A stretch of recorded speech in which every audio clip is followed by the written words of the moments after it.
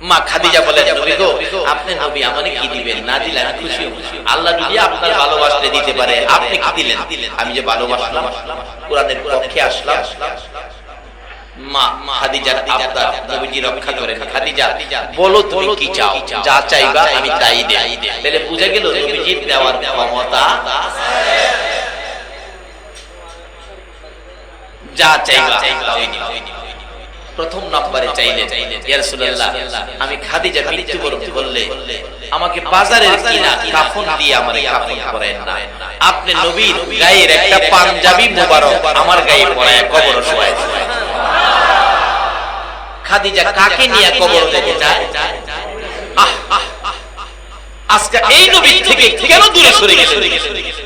যারা নবী থেকে যত দূরে থাকবেন ততই বিপদ তত কাছে থাকবে, আর যারা নবীকে কাছে রাখবেন আল্লাহর কসম কোন বিপদ আপনার কাছে।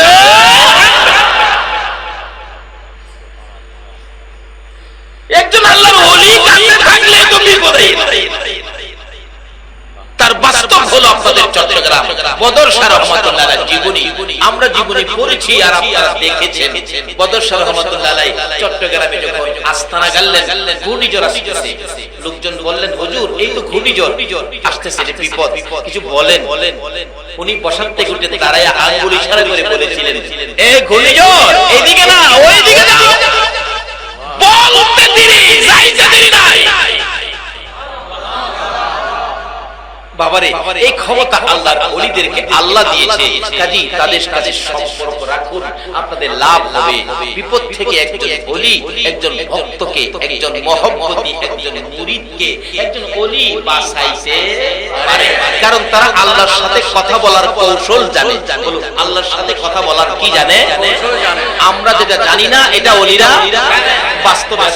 আজকে মেয়র সাহেবের কাছ থেকে কিছু আদায় করবেন, দেখবেন সাধারণ মানুষ দিয়া মেয়র সাহেবের সাথে কথা কয় না, এমন একজন ব্যক্তি সেট করে কথা কওয়ানোর জন্য, যিনি মেয়র সাহেবের কাছে ভালো করে বুঝাইয়া শুনাইয়া কথা বলতে। আপনি সাধারণ লোক দিলেন না, একটা জ্ঞানী লোক দিলেন, ভালো করে কথা বলতে পারে, উপস্থাপন করতে পারে সুন্দর করে এলাকার শব্দ, ওই লোকটাকে দিলেন। এটা যদি দোষ না হয়, তাহলে একজন ওলিকে দিয়ে আল্লাহর কাছ থেকে আদায় করবেন, এটা কেন শিরক হবে? আসলে বুঝার বেশ কম, তারা বুঝে না। একজন ওলি শুধু দুনিয়ায় না, হাসরেও আপনার পক্ষে কাজ করছে। হাসরে একটা কোড আছে না, বিচারের কোড হবে না? দুনিয়াতেও দেখবেন কোড আছে। আচ্ছা বলুন, দুনিয়াতে কোর্ট কাছারিতে যখন কোর্টে বিচার শুরু হয়, আপনি যে গেলেন আসামি হইয়া, আপনি কি পারেন কথা বলতে? আপনার পক্ষে কথা বলে কে? মাশাআল্লাহ, এই তো সহজ হয়ে গেল। আপনার পক্ষে কথা বলে কে? উকিল। আর আপনি যত বড় ধনী হন, আপনি ওই কোর্টের জন্য আপনি জানি কি আসামি, জানি মক্কেল। আর আসামি তো নামটা সুন্দর শোনা যায়, কিন্তু ওই কোর্টে যেই যান আপনি উকিলের পক্ষ থেকে, তাদের ভাষা হলো, এটার নাম হইল মক্কেল।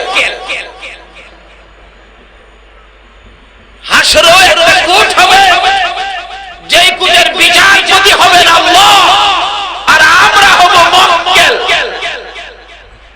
এই কোর্টে যদি বিচারপতির সামনে মক্কেল কথা বলতে পারে না, কথা বলে উকিল, অ্যাডভোকেট। হাসরের কোর্টে কি এই সিস্টেম আছে না? ওই কোর্টে প্রধান উকিল হবে নবী মুহাম্মদুর রাসূল। যেই নবী, যার ব্যাপারে, যার পক্ষে আমার আল্লাহর কোর্টে নবী কথা বলবেন, যার পক্ষে কথা বলবেন, মুখ করবেন, কথা বলার সাথে সাথে আমার আল্লাহ মাফ করে দিবেন। শুধু কথাই নয়, আরো মাফ করবেন। কোরআন শরীফে ঘোষণা আসছে, হাসরে বিচার করতে গেলে মিজান নামের পাল্লা বসাবে। নামটা কি হবে? আছে না কোরআন শরীফে? আমি আপনাদের কাছে প্রশ্ন, আল্লাহ মিজানের পাল্লা দিয়া মাপ দিয়া দেখতে হবে কেন? আল্লাহ ফেরেশতা দুইজন দিবেন, তারা কি কোনো ভুল লেখে? তাদের লেখাই তো যথেষ্ট, আবার মাপ দেন না কি লিখা? বুঝলাম না। এরপরও ফেরেশতার রিপোর্ট যদি বেশ কম হয়, আল্লাহ নিজে আমাদের সব খবর জানে কিনা? কিন্তু মিজানের পাল্লা কি দরকার? এই পাল্লা যদি মিজান বসানোই লাগে, তাহলে এখানে হাকিকতে আল্লাহর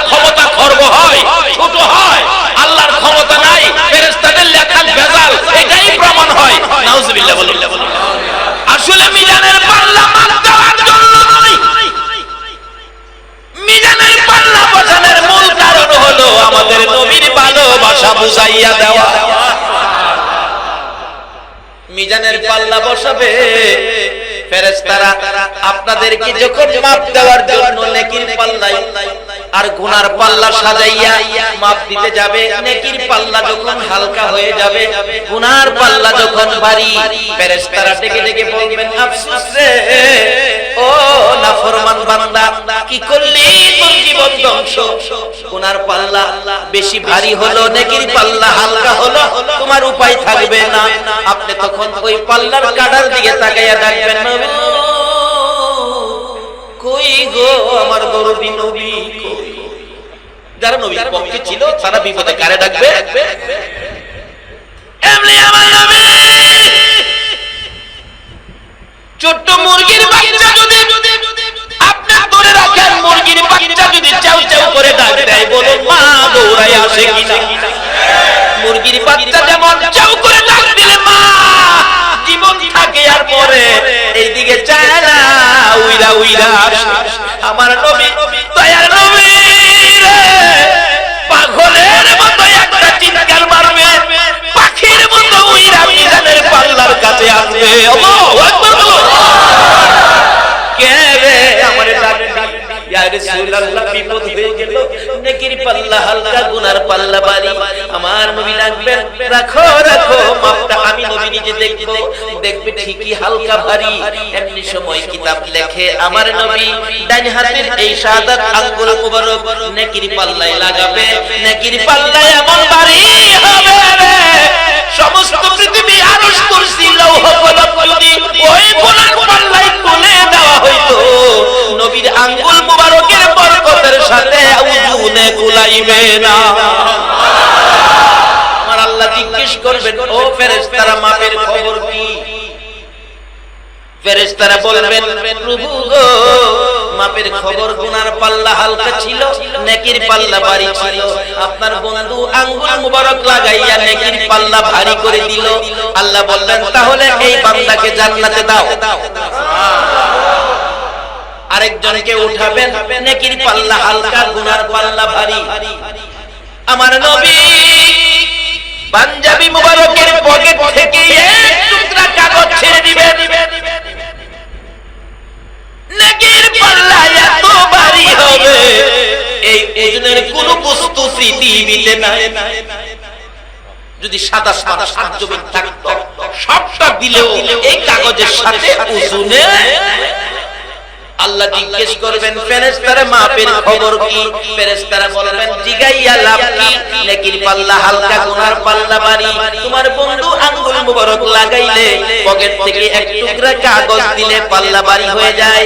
মাপ দিয়া আল্লাহ কি হয় হালকা, তোমার বন্ধু করে ভারী। আমার আল্লাহ বাসন দিবেন, রে ফেরেশতারা মাপতে থাকো, আর আমার বন্ধুর খেলা চলতে থাকো।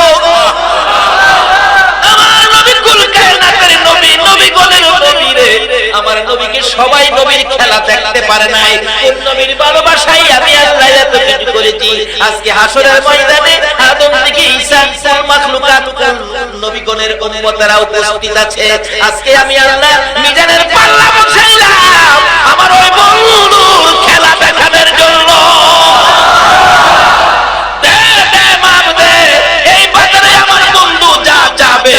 আমি আল্লাহর পক্ষ থেকে বন্ধু তাই পেয়ে যাইবে। আমার বন্ধু আজকের বাজারে যা করবে রে, আমি আল্লাহ সব আমি কবুল করে নিলাম।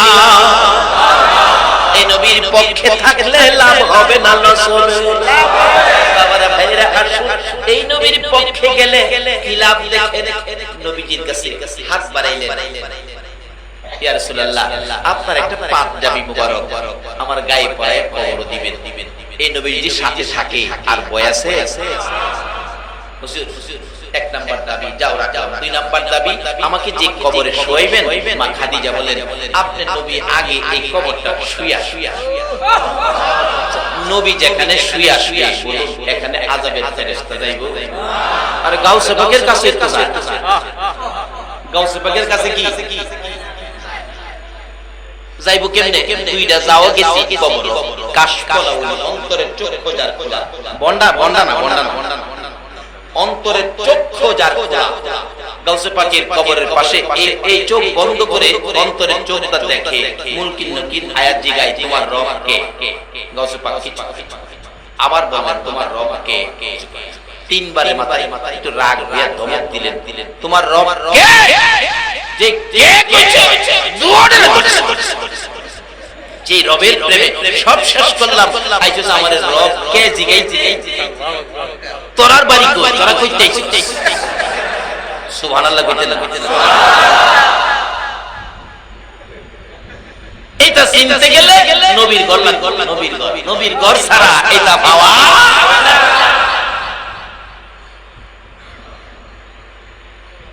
বাবারে আজকে ভাগ্য ভালো আপনারা যে নবীর ঘরে বসে গেছেন। আজকে নবী মদিনার থেকে আল্লাহর কসম, আল্লাহর কসম নবী ডাকতেছে, প্রভু গো আমার রওজার পর্দাটা সরিয়ে দাও, আমি মন ভরে আমার ঘরের মেহমানগুলি আমি দেখি।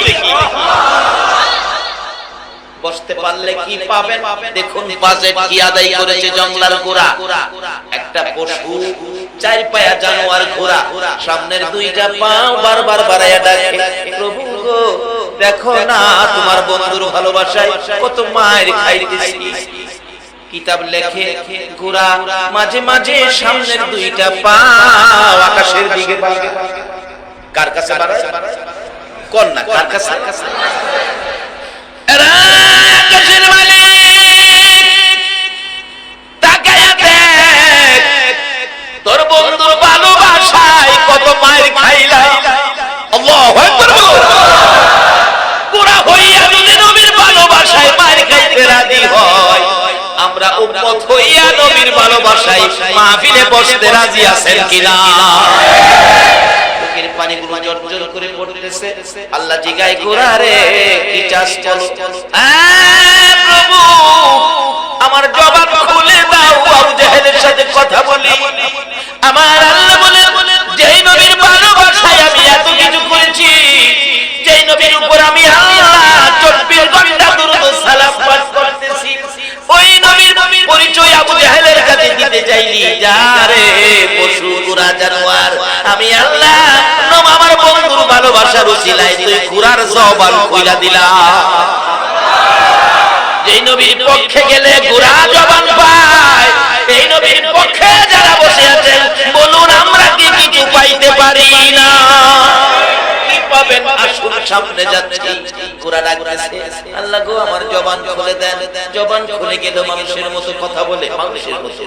ও আবু জাহেল মারতেছো, মারো আর কত আমারে মারবে, চামড়া ফাটাইছো, রক্ত ঝরতেছে।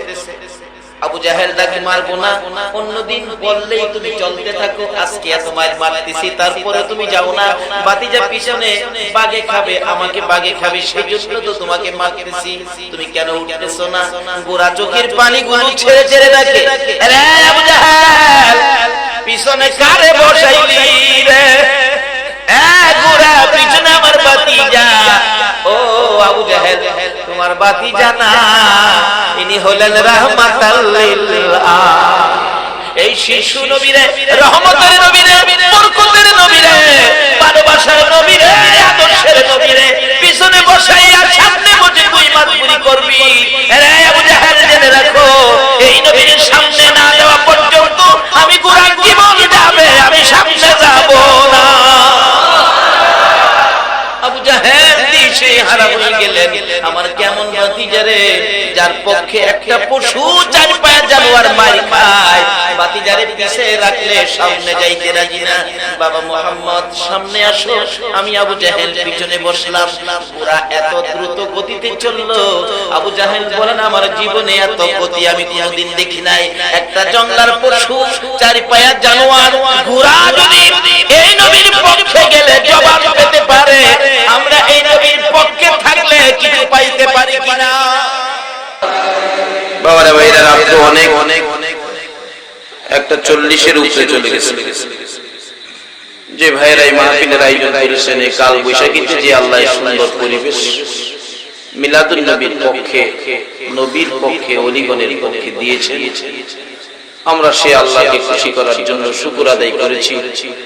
আর নবীর পক্ষ পাওয়ার জন্য অলিগণের পক্ষ পাওয়ার জন্য এই পর্যন্ত আমরা কষ্ট করেছি। আল্লাহ যেন এই কষ্টের বিনিময়ে দুইটা পুরস্কার আমরা দান করেন। একটা পুরস্কার হলো জীবনের গুনাহগুলো আল্লাহ যেন মাফ করেন। দ্বিতীয় পুরস্কার হলো যে নবীকে স্বপ্নে দেখলে জাহান্নামের আগুন হারাম হয়, এই নবীজিকে আজকের কষ্টের বিনিময়ে আল্লাহ যেন একদিন ঘুমের ঘরে আমাদের স্বপ্নে দেখে।